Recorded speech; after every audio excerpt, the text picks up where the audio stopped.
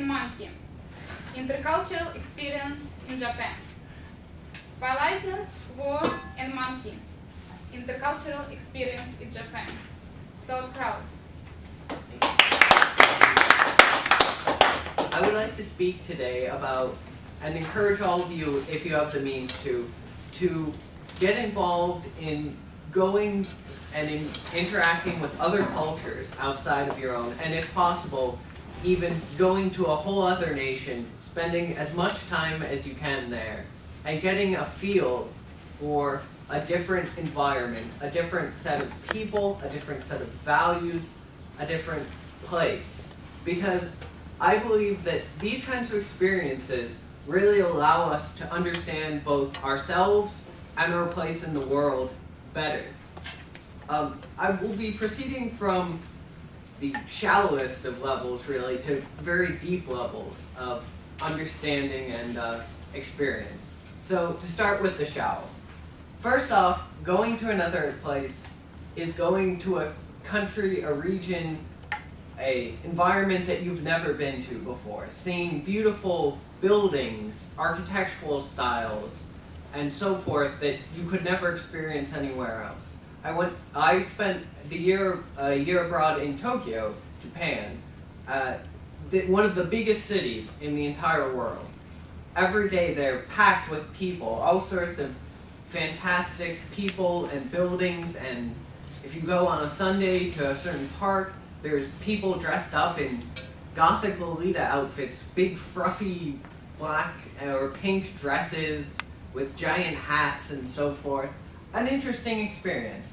And specifically, my most interesting experience was an encounter with some monkeys when I went to a village called Nikko in Japan, in which, while waiting for the bus, a set of monkeys attacked me and my friend's stuff, started going through it, and as we tried to shoo the monkeys away, they ended up sort of outflanking us from the side, outsmarting us even, such that we had to run in fear as these tiny monkeys, about this size, much smaller than us, screamed with murder in their eyes as they charged directly towards us, right at us.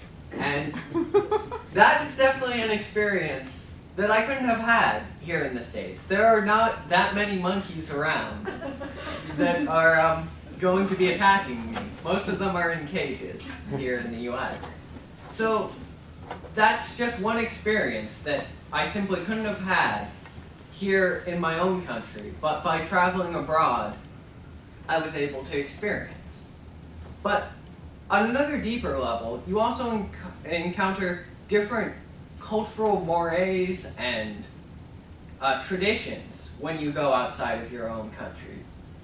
You find out that many of those rules of politeness that you've simply assumed were accurate and just the way things are, that's just not true. Every different culture has different ways that they express and understand politeness and proper behavior.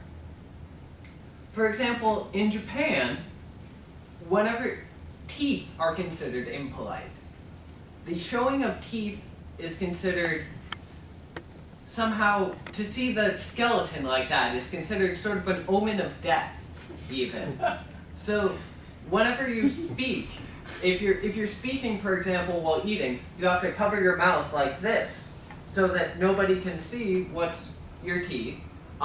Traditionally, not so much anymore, smiling with your mouth open like this. Again, improper sign in Japan. Or shaking hands versus bowing. In Japan, they think shaking hands, there's a good chance that you might spread some sort of disease. What sort of things might this person have touched? Or even think about it simply from your own perspective. What have I might have touched? Wouldn't it be impolite for me to give somebody else my diseases? So instead, they traditionally express their politeness through bowing. And when they first encountered Westerners trying to shake their hands, they couldn't understand this symbol. What does this mean? Perhaps the strangest one, that seemed the most arbitrary to me, but in Tokyo was a very important politeness signifier, was that you were not supposed to walk and eat at the same time. So I would go around eating my sandwich or, drinking a drink, and people would just be giving me strange looks at first. And I just didn't understand this until somebody explained it, that it was impolite. But even though I'm pointing out all of these things as perhaps oddities of Japanese culture, we have to recognize that for ourselves, we have our own signifiers of politeness that for someone from another country are just as odd and nonsensical. So, politeness, we learn culture in. So by experiencing another culture, you learn that these signifiers are culturally constructed. And if you want to be polite to someone in another place, there might be different sort of actions that you have to take. And you also learn that certain mores, certain cultural beliefs that we have might be arbitrary as well. Perhaps they're not necessary. Perhaps we could change them. But without experiencing difference, you can't understand this kind of thing. Now I want to proceed to the deepest level to discuss, which was my experience researching about Japanese perceptions of World War II, the Pacific War, and that conflict. Because Japan, even though it was the loser in that battle, also has to have its own story, just as Americans do, about why that war happened, what it means. So two major stories they have over there are either Japan is a victim that unfairly was persecuted, or Japan as sort of a noble sacrifice, that so many people died doing to avoid the moral dimension of why this happened, and just say that they nobly sacrificed. And this is an issue that extends to all cultures. We all have to understand why things happen.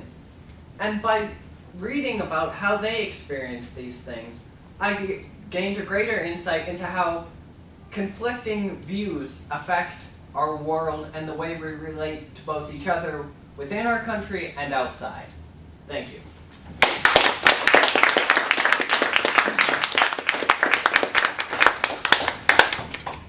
Timer, I would like to time 1 minute, please. And at this point, judges, if you could provide your judging of our first speaker, Tad.